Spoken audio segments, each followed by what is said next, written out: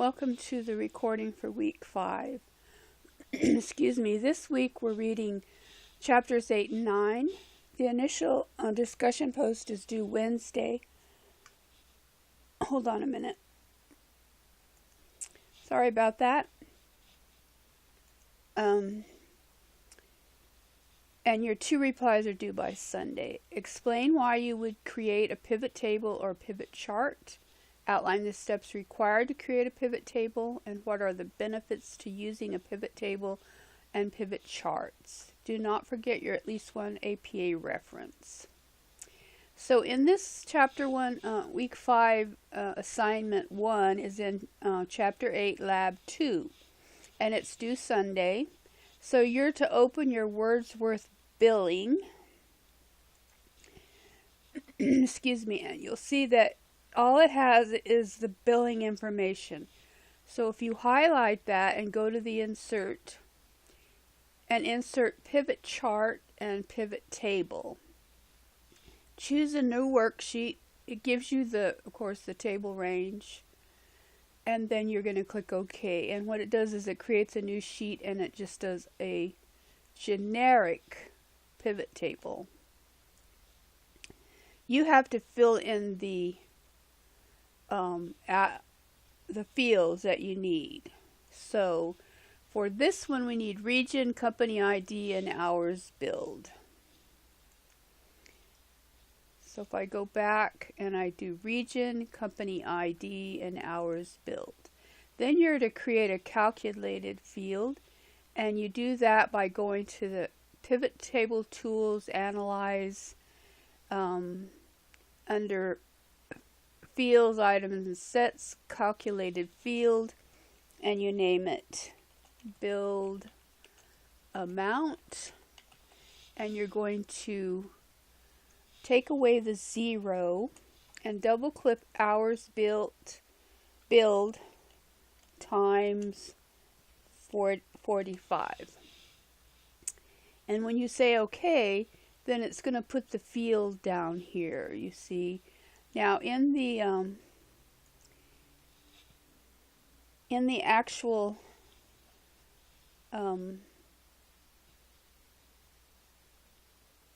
diagram, it shows some of billed amount and then some of hours billed. So to change that, you just drag that one down, and you see it changes it up here. And that's how you create a pivot table. Now, if you look at the one the way it's supposed to look, you see that they put numbers here and they don't have the total. But you just go with the total, that's fine, I don't care about that. Now to give it a specific design, you go to the design tab, click the arrow, and choose the one that it tells you to choose. You'll have to look through the instructions to see which one. I don't remember. And that's how you create a calculated field, and that's how you populate your table. Then you're to create a pivot chart, and it's actually a line chart. So if you go to your chart, it just made and you're going to, under pivot chart tools, you're going to change the chart type and go to line. It just by default did a column. And then do whatever else it tells you to do. It tells you what design to use. It tells you to change the sheet, and you do that by renaming, by just right clicking on the sheet. And then remember to format things with currency or whatever. You go to the home page and you do it under here. So you'd pick currency. I think this is the one that's currency or number, and you can take away the decimal or add the decimal, so whichever. Or you can do it this way by clicking on that and going to number or currency and taking away the decimal points that way. So just follow the directions. We've done that before, so you shouldn't have any trouble doing that. And it tells you to use chart style 5. And if you look at the styles under design, we need to go to the pivot chart. Under design, you'll see that they have a number.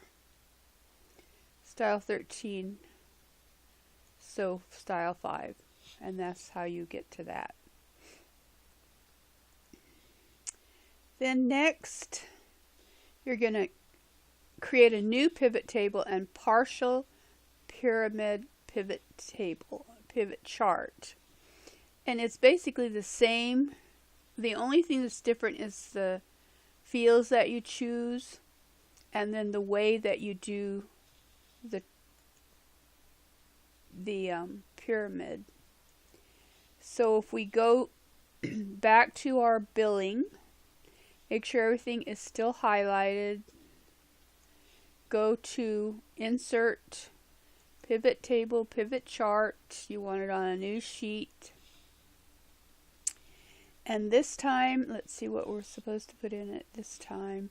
We're going to do region, hours billed, maximum hours, and total hours.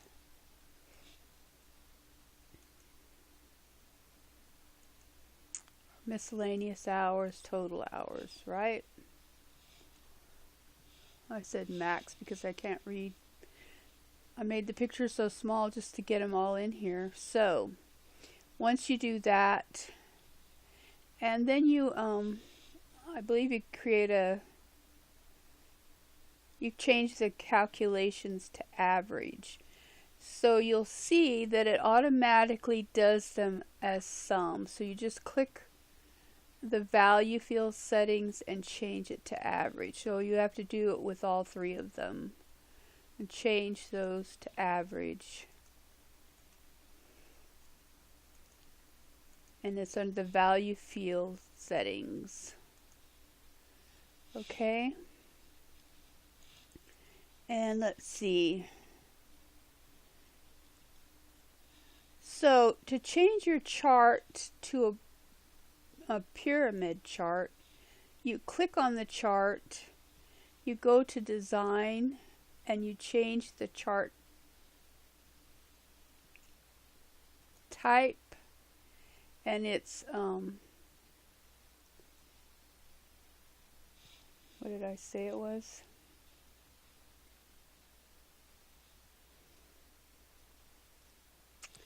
Okay, so we don't have to go that route.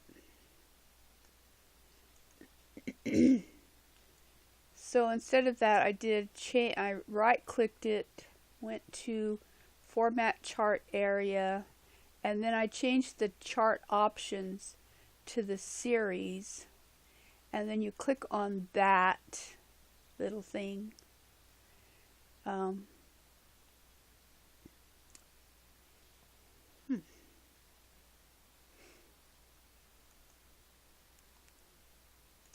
So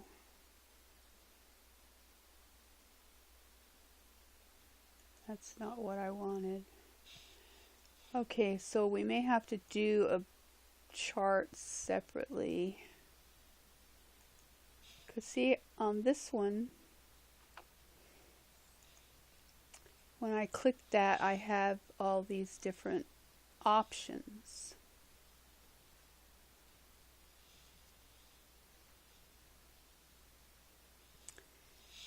But on this one, I don't have that option. So let's just insert a chart. So it's under column,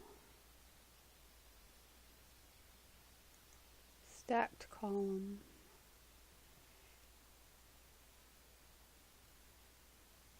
And if we go to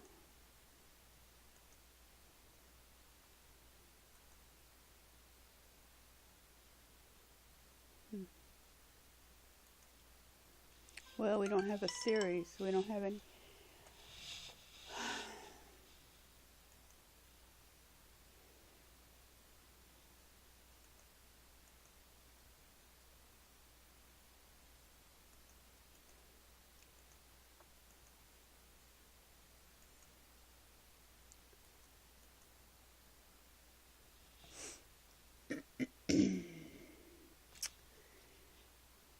So that didn't make sense. So I'm going to take this and I'm just going to insert a chart. 3D stacked. And then I'm going to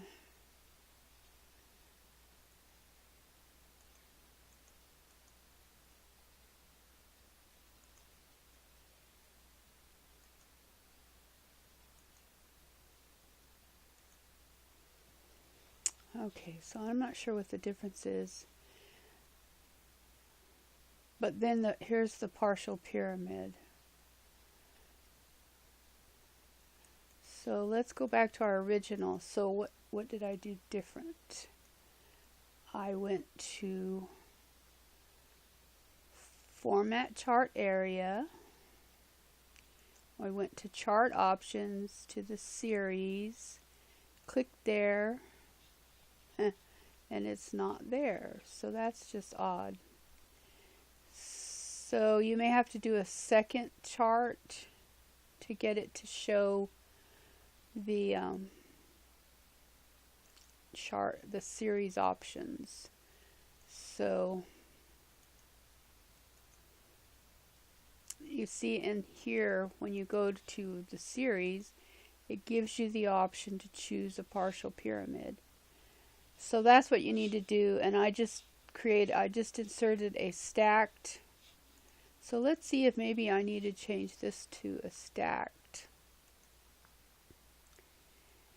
Change chart type, and it needs to be a 3D stacked column.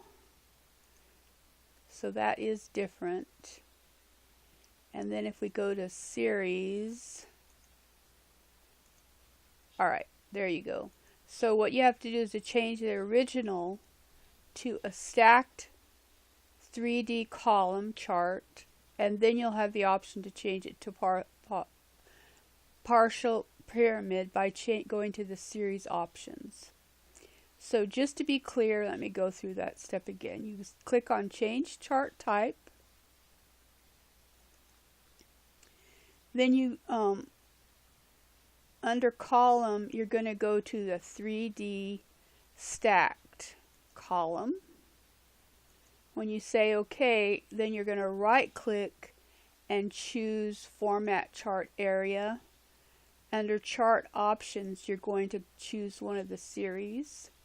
Click on that little stacked column and change it to partial. Sorry about that. Sometimes I figure out how to do it and then I can't remember how I did it. But I did kind of show you on here, but you need to change it to a stacked column. And then it tells you how to format everything again, the numbers and everything. Next, you're going to create another pivot table and pivot chart. And this one is also going to have a calculated field, which multiplies the miscellaneous hours by 45. And if we go to look at that, so this was the one that we just did, and the next one is like that. And if you look, you see region, company ID, and potential payment, and then sum of potential payment. And I think I showed you that. And then the calculated field, potential payment. It's already in here in this one. So remember, to create a calculated field, you have to go under fields and sets. And that's how you create that. And then on this one, it tells you to change for the for the table, it tells you to change the color. So if you go under design, the colors are here, and I found it to be 4 instead of 8, because 8 is red, so I'm not sure why they said to use 8, but that's how you do that. Now to do a slicer, it's on the Analyze page, Pivot Chart Tools, and you insert the slicer. You tell it what region what you want to show on your slicer, and then when you click on your slicer, it gives you slicer tools, and then you have the height and also the buttons that you have to change, and that's under slicer tools. Now the legend, if we go back to our first thing, the legend are these, and of course the chart title. So let me click and create another chart just to show you. So we're going to go pivot chart and pivot table, and let's see, this one was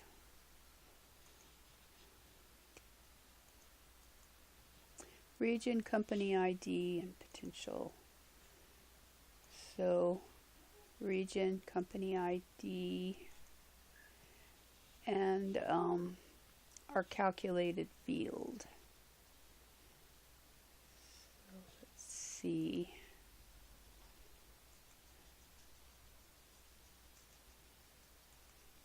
And that was, what was that called? Potential payment. So we'll go over there.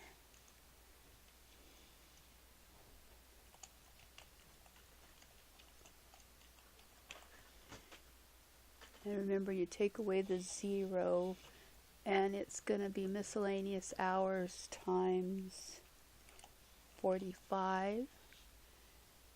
And you're going to add that.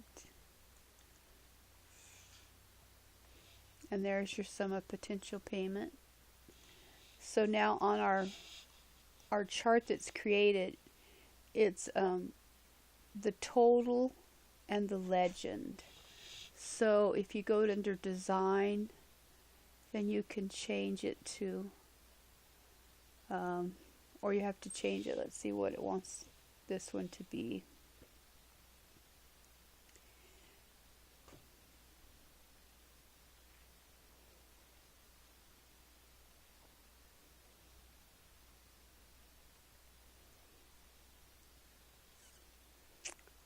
Okay, let's see. I was sure it told me what create a pivot chart shown in Figure 8.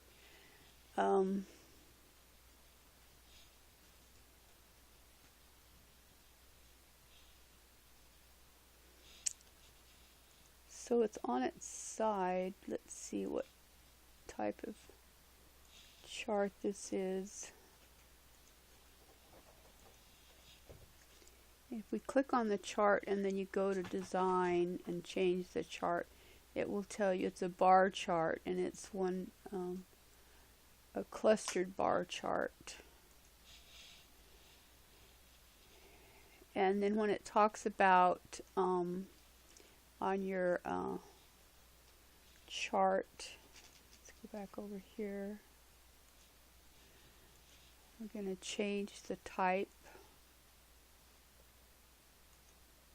to clustered bar, and we're going to delete the the title and the legend, and then I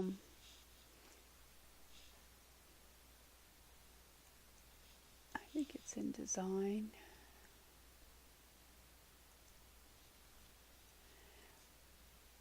So here's the fields.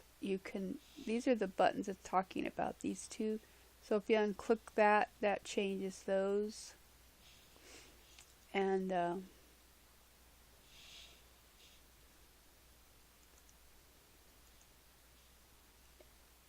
And it kind of changes if you do a different field list.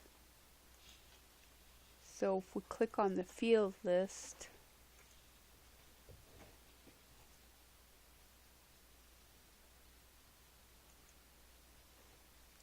let's see.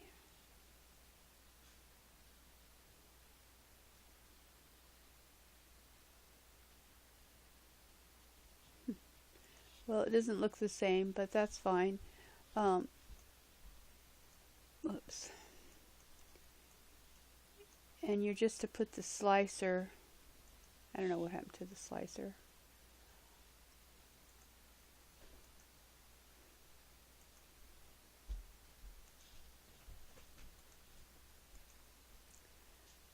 You were just to put the side. And I didn't change the colors or any of that. I did show the pictures to change everything that you need to do. And just follow the directions. I mean, most of the things that you do on the first one, you do on the second. Then add a worksheet header. You do that by going to the page layout, the view tab, and if you go to the view tab and page layout, it actually gives you your header. And I just put my name there and the IS160 in there. And that's how you get to the page layout. Now if you want to get out of that, you can just click off of there and go back to view and go back to normal, and that will take you out of that particular one. And that's all. Now on number 6, it tells you to print. There's no reason to print because you're going to turn in your workbook anyway. You're going to submit your Excel file.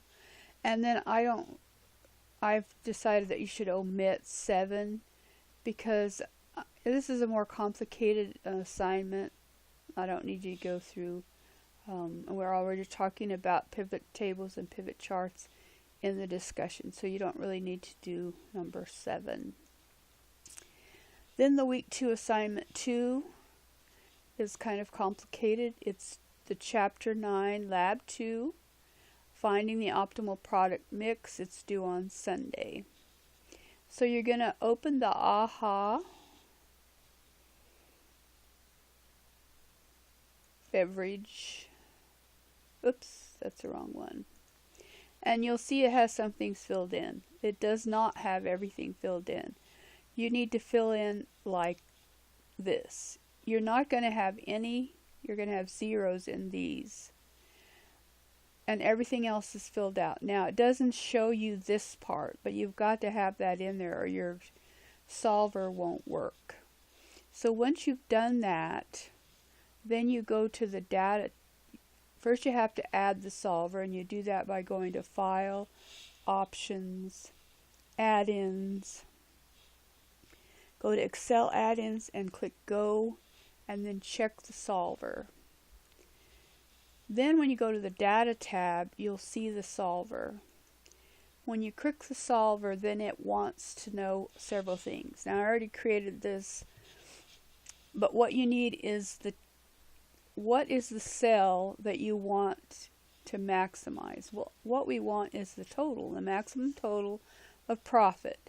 So that's E10. And then the cells that we're going to change are these 3 that have zeros. So that's what's here. And you just highlight them, and that puts them in. And then you have to put in the constraints. So each one of these has to be identified as an integer.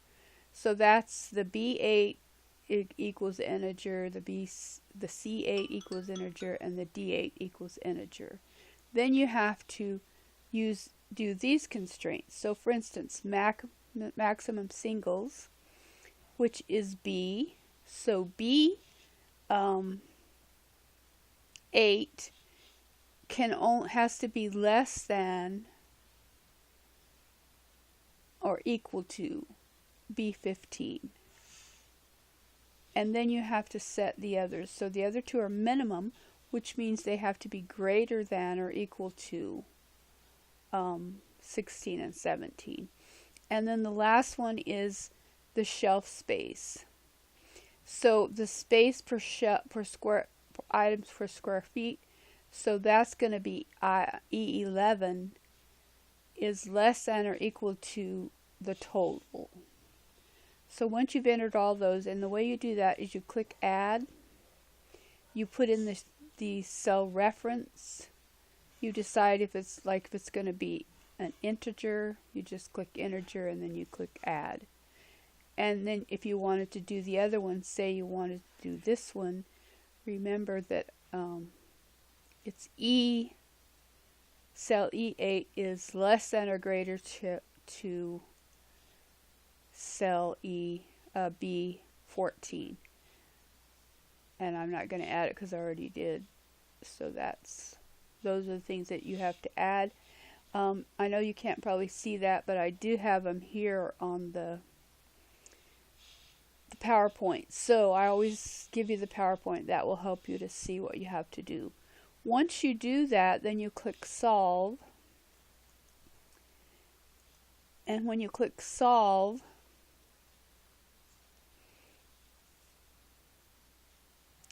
and see it's bringing this up, so let's cancel that and let's get rid of these.